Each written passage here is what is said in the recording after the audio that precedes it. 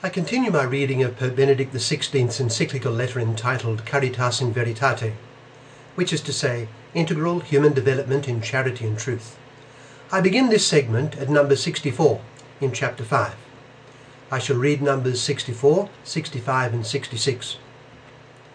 Number 64.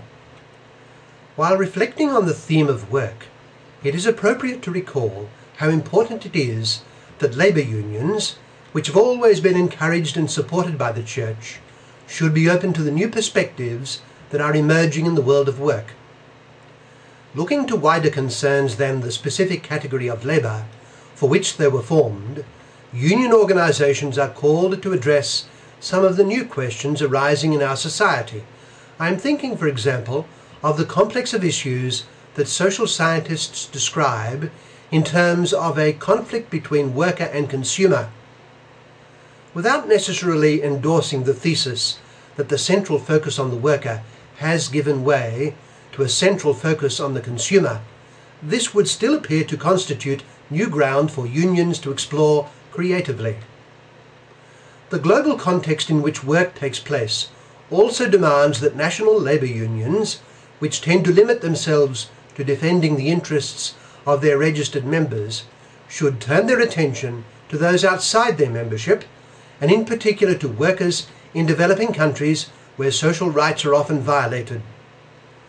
The protection of these workers, partly achieved through appropriate initiatives aimed at their countries of origin, will enable trade unions to demonstrate the authentic ethical and cultural motivations that made it possible for them, in a different social and labour context, to play a decisive role in development. The Church's traditional teaching makes a valid distinction between the respective roles and functions of trade unions and politics.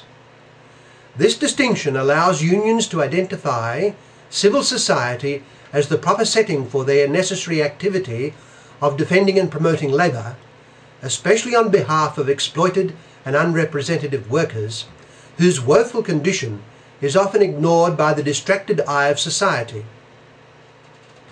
Number 65.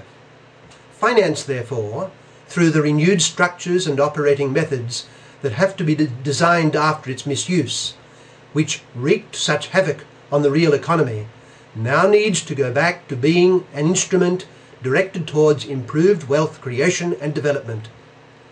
Insofar as they are instruments, the entire economy and finance, not just certain sectors, must be used in an ethical way so as to create suitable conditions for human development and for the development of peoples.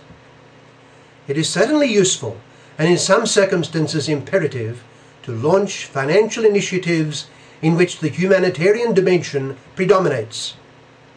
However, this must not obscure the fact that the entire financial system has to be aimed at sustaining true development. Above all, the intention to do good must not be considered incompatible with the effective capacity to produce goods. Financiers must rediscover the genuinely ethical foundation of their activity, so as not to abuse the sophisticated instruments which can serve to betray the interests of savers. Right intention, transparency, and the search for positive results are mutually compatible and must never be detached from one another. If love is wise, it can find ways of working in accordance with provident and just expediency, as is illustrated in a significant way by much of the experience of credit unions. Both the regulation of the financial sector, so as to safeguard weaker parties and discourage scandalous speculation, and experimentation with new forms of finance designed to support development projects, are positive experiences that should be further explored and encouraged, highlighting the responsibility of the investor. Furthermore, the experience of microfinance, which has its roots in the thinking and activity of the civil humanists, I am thinking especially of the birth of pawnbroking, should be strengthened and fine-tuned.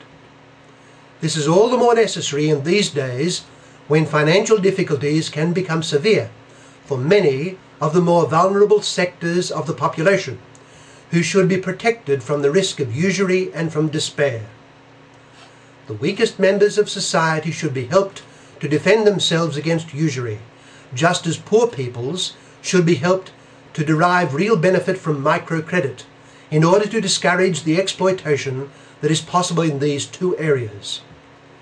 Since rich countries are also experiencing new forms of poverty, microfinance can give practical assistance by launching new initiatives and opening up new sectors for the benefit of the weaker elements in society, even at a time of general economic downturn. In my next segment, I shall read the Encyclical, of course, beginning at number 66.